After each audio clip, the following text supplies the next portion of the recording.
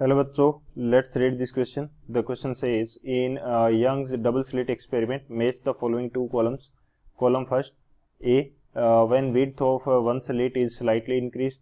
B, when one slit is closed. C, when both the sources are made incoherent. D, when a glass slab is inserted in front of one of the slits. Column second, P, maximum intensity will increase. Q, maximum intensity will decrease. R, maximum intensity will remain same, and S, fringe pattern will disappear. Option first, A, R, Q, B, S, C, P, D, Q, S. Option second, A, P, B, Q, S, C, Q, S, D, R.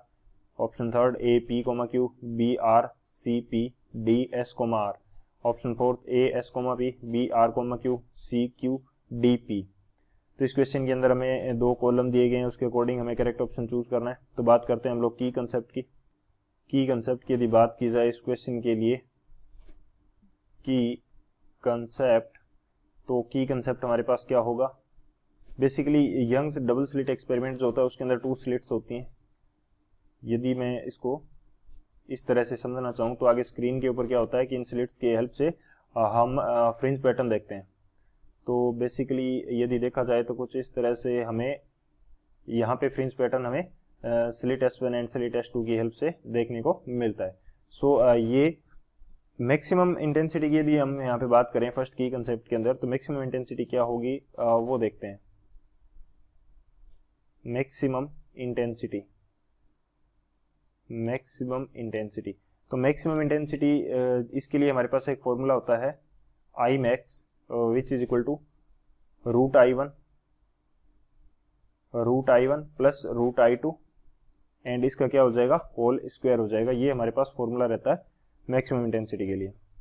तो एक तो ये की concept रहेगा, I1 क्या है and I2 क्या है। स्लिट S1 जो है उससे जो लाइट इंटेंसिटी पास हो रही है उसको हम I1 बोलेंगे, और स्लिट S2 से जो पास हो रही है उसको I2 बोलेंगे।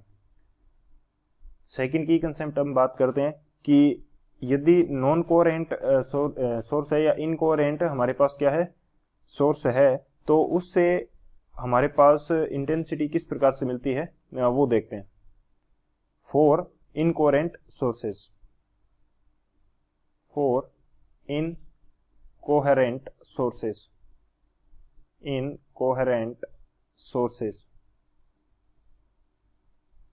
सोर्सेज के कारण जो लाइट की इंटेंसिटी मिलती है वो मैक्सिमम इंटेंसिटी और मिनिमम इंटेंसिटी वो दोनों सेम होती है, और उसकी वैल्यू हमारे पास क्या होती है I1 प्लस I2। ये हमारे पास क्या रहेगी, इनकोहेरेंट सोर्स के कारण इंटेंसिटी रहेगी। सो ये हमारे पास दो की कंसेप्ट हो जाएंगे मेन।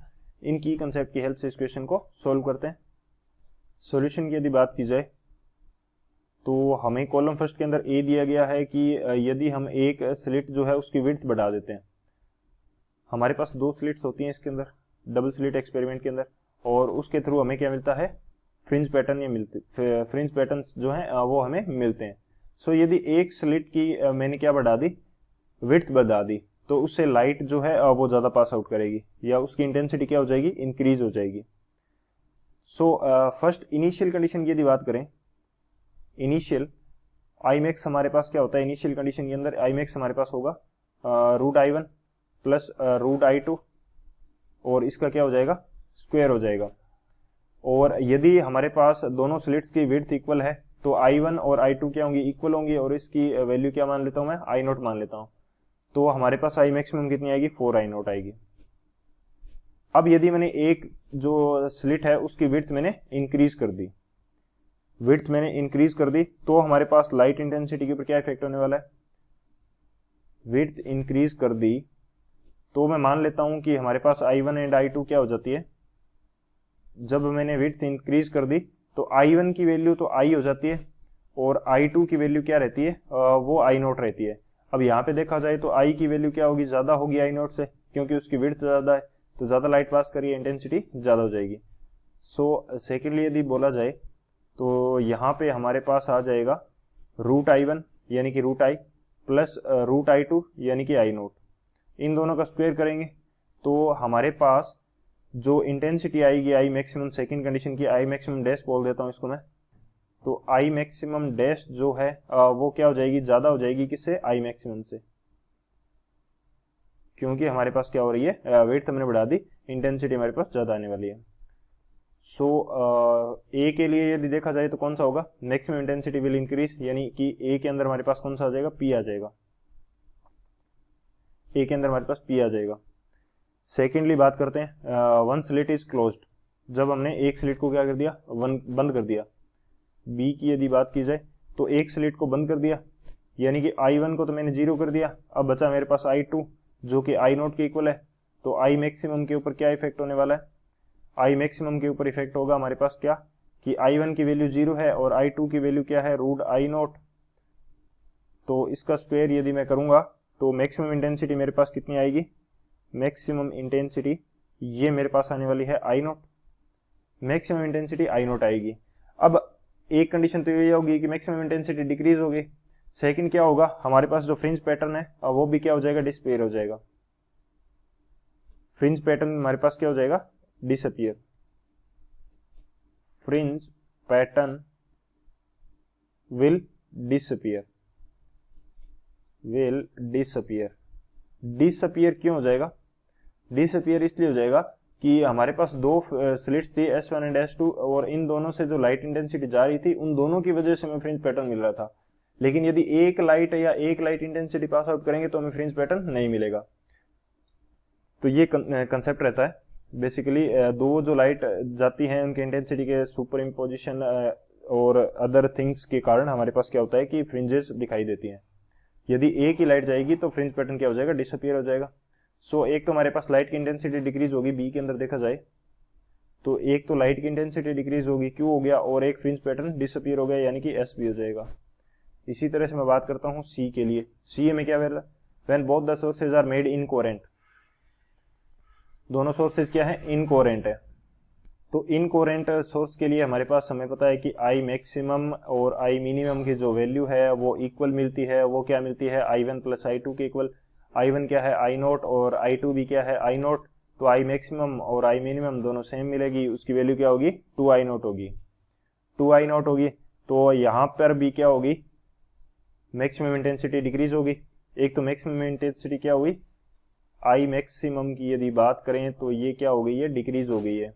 सेकेंडली जो इनकोहेरेंट हमारे पास सोर्सेज होते हैं उनसे हमें फ्रिंज पैटर्न नहीं मिलते, fringe pattern will disappear. Incoherent source से भी हमें फ्रिंज पैटर्न नहीं मिलते, fringe pattern will disappear, fringe pattern हमारा क्या हो जाएगा, डिसअपीयर हो जाएगा। तो सी के अंदर भी क्या आ जाएगा, क्यू एंड एस हमारे पास आ जाएगा। अब बचा हमारे पास डी। डी हमें क्या दे रखा है, when a glass slab is inserted in front of A one of the slits. तो ग्लास स्लैब यदि इंसर्ट करा देते हैं एक स्लैब के आगे, एक स्लिट के आगे सॉरी, तो फर्स्ट स्लिट से हमारे पास जा रही थी, सेकंड स्लिट के आगे मैंने क्या कर दिया, ग्लास स्लैब इंट्रोड्यूस करवा दी। तो इससे हमारे पास क्या बनता है, ग्लास स्लैब के कारण क्या हो जाता है, ग्लास स्लैब ये क्या कर देती है, फ्रिंज पैटर्न को शिफ्ट कर देती है। फ्रिंज पैटर्न क्या हो जाता है, शिफ्ट हो जाता है। इंटेंसिटी क्या रहती है, मैक्सिमम इंटेंसिटी सेम रहती है, maximum intensity will remain same, maximum intensity will remain same, maximum intensity क्या रहेगी, सेम रहेगी। क्यों, क्योंकि ग्लास स्लैब के कारण क्या हो जाता है, शिफ्टिंग हो जाती है लाइट की। लाइट जब ग्लास स्लैब से ट्रेवल करती है तो लेटरल शिफ्टिंग हो जाएगी, जिसकी वजह से फ्रिंज पैटर्न शिफ्ट हो जाएगा, लेकिन मैक्सिमम इंटेंसिटी हमारे पास सेम रहेगी। क्योंकि हमारे पास यदि मैं ग्लास स्लैब की बात करूं तो बेसिकली हम ये मान के चलते हैं कि ग्लास स्लैब जो है वो लाइट को एब्जॉर्ब नहीं कर रही है। यदि वो एब्जॉर्ब कर रही है तो इंटेंसिटी के ऊपर डिफरेंस आ जाएगा, लेकिन यदि वो एब्जॉर्ब नहीं कर रही है तो हमारे पास क्या होगा कि जो फ्रिंज की इंटेंसिटी है या मैक्सिमम इंटेंसिटी जो है वो सेम रहेगी। हम यहाँ पे जब कुछ नहीं दिया गया है तो हम ये मान के चलते हैं कि वो ग्लास स्लैब जो है वो लाइट को एब्जॉर्ब नहीं कर रही है। सो फ्रिंज का पैटर्न शिफ्ट हो जाएगा, फ्रिंजेस डिसअपीयर नहीं होगी, फ्रिंजेस दिखाई देंगी लेकिन उनकी लोकेशन चेंज हो सकती है और हमारे पास क्या हो जाएगा, इंटेंसिटी सेम रहने वाली है।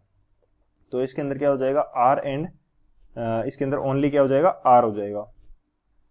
सो कौन सा ऑप्शन करेक्ट होगा यदि मैच किया जाए तो ए पी बी क्यू को मैच सी क्यू को मैच डी आर, यानी कि जो ऑप्शन सेकंड है वो हमारा करेक्ट होगा।